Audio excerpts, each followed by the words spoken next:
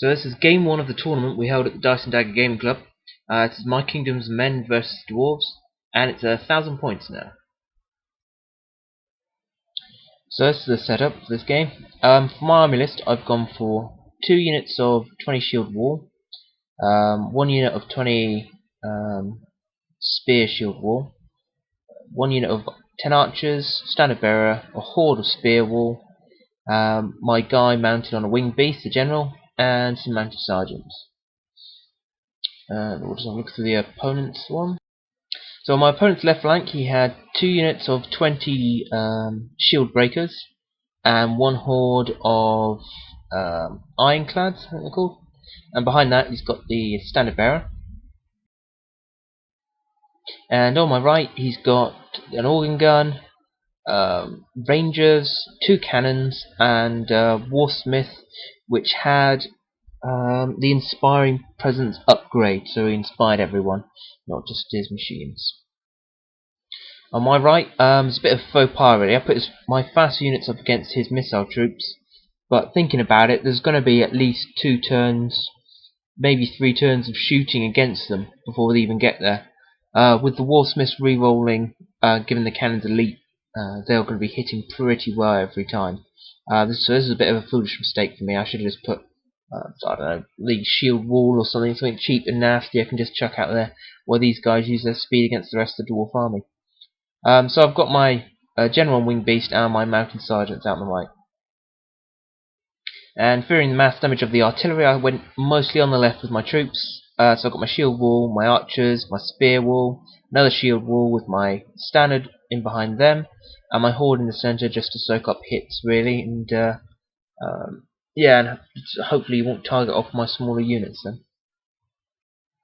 So my opponents get a first turn, and he doesn't do very much. Pretty much just opens fire and concentrates all his fire on my fast units on the right flank. And after 1 round of shooting, that's my mounted general and winged beast gone, and my mounted sergeants gone, all on the first turn. So yeah, there goes my quick troops and my right flank. So my troops just try and roll up, try and use the buildings as some sort of cover. My archers have a few pot shots. I mean, they'll need 6s to hit, just to try and cause some hits, and manage to get a few through. So that's 2 wounds on the shield breakers, which isn't a bad start really, since I needed, say, 6s to hit. I'll probably move, so it's probably only 5 dice as well, so that's way above average. So back to my opponent's turn. He moves his shield breakers up, 1 going around the building there to take on my shield wall. The rest of his units don't move too much. Concentrate is more firing onto my horde, and I think he fired a couple of shots off that shield wall that's closest to him there. So yeah, this time I got away with it lucky and only took 1 wound on these guys. I think the cannons missed and that, even with the reroll, so I think they were even 6s. So a lucky escape there for these guys, so hopefully they'll stick with a few more hits.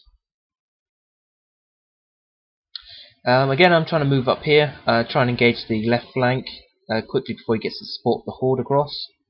If we can do that, I think I've got superior numbers here, which will take out his 2 shield breakers, and that'll be a good start and some reclamation on points there. These are just my shield wall. Supported with my archers, I'm going to keep them there and hopefully get a flank charge on if I can bait him with my main shield wall unit. We'll see how it goes. My opponent starts to move up further. His rangers in the distance there are moving up to get in range of my horde and opens fire on them. I think, and the organ guns moved up, and I think pretty much everything opened fire on my horde, except maybe 1 cannon, because I see I have a few casualties there on my shield wall. And also in this turn, they had 2 hits with the cannons, plus everything else. There went my horde in a puff of smoke. I think it's something ridiculous, like 11 hits with 1. And it was above average with the other as well. Plus 2s to wound, yeah, it shattered them. Again, I moved up my turn and released a few arrows at these guys. With only 4 wounds on them, I've actually managed to waver them, which was awesome. So my shield wall could now move up into a position where they can charge them. The units in the centre I moved up to be within 8 inches. I just thought may as well take the charge. I learned from the last time I played the Dwarves, where I just moved within that 8/8 to 10-inch barrier, so I can charge him, he can't charge me. All he has to do is move 2 inches backwards, and I can't charge him either. And with the desperation of trying to get these 2 units destroyed before that horde turns up, I moved up there, willing to take a charge.